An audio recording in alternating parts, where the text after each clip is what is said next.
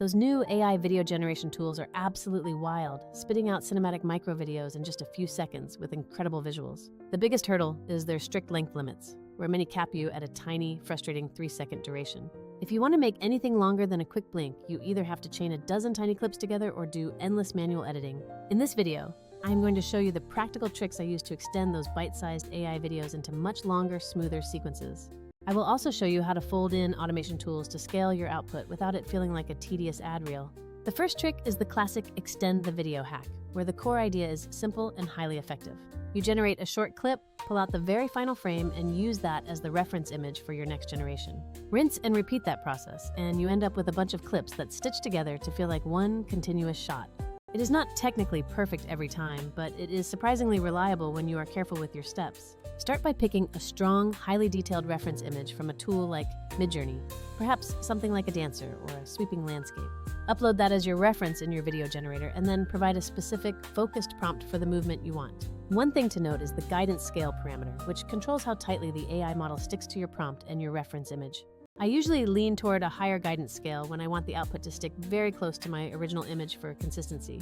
After you generate that first 3-second clip, head over to a frame extractor to grab that final frame and save it locally.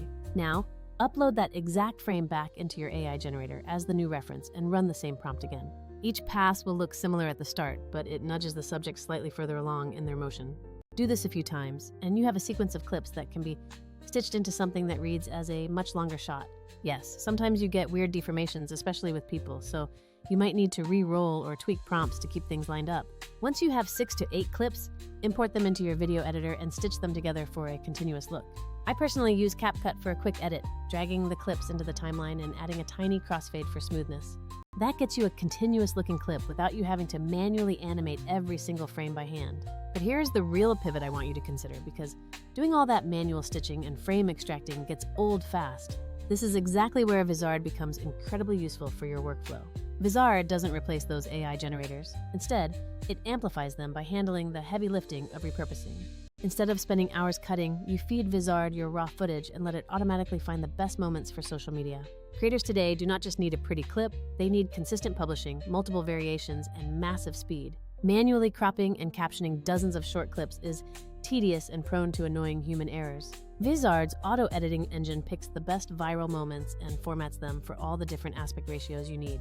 The auto-schedule feature then takes the worry off your plate entirely by letting you set the frequency and letting it post for you. And if you like to have a bird's eye view of what is going out, the content calendar keeps everything in one manageable place. Now, let's get back to prompts in motion, because generating convincing camera movement is definitely one of the trickiest parts.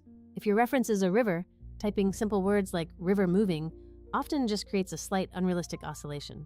To get real cinematic motion, you need to describe a scenario that would naturally create that movement in the real world. Ask for an airplane window shot, and suddenly the movement feels much broader and more natural.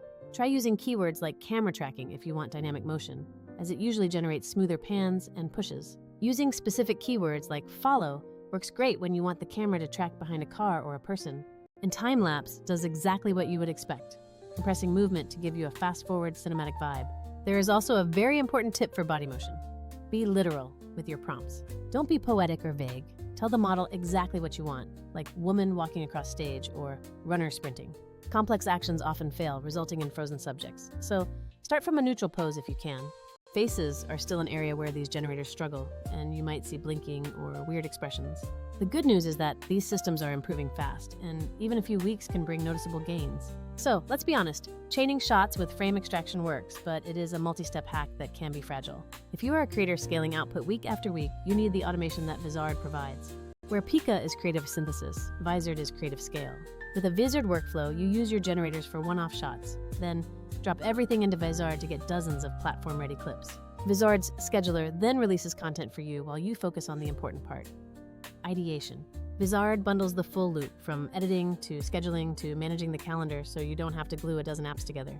For example, if I have a 10-minute tutorial, Vizard finds the most engaging moments and creates multiple clips with captions. Or, if I have made AI-generated microclips and want a compilation, Vizard stitches and polishes them faster than I could open a separate editor. You still get to add your own personal style, but you are not stuck doing the repetitive trimming and formatting work.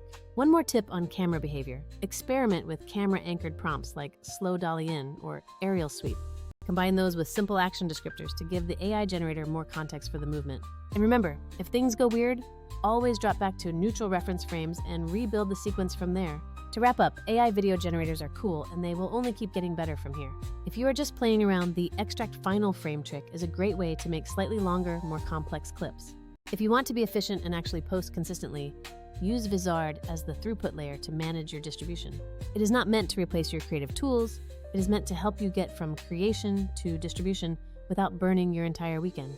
If you want to see more breakdowns like this, stick around and subscribe for more tips on practical creator workflows. I will keep testing the new releases and showing you what actually scales, so leave a comment if you try chaining these clips.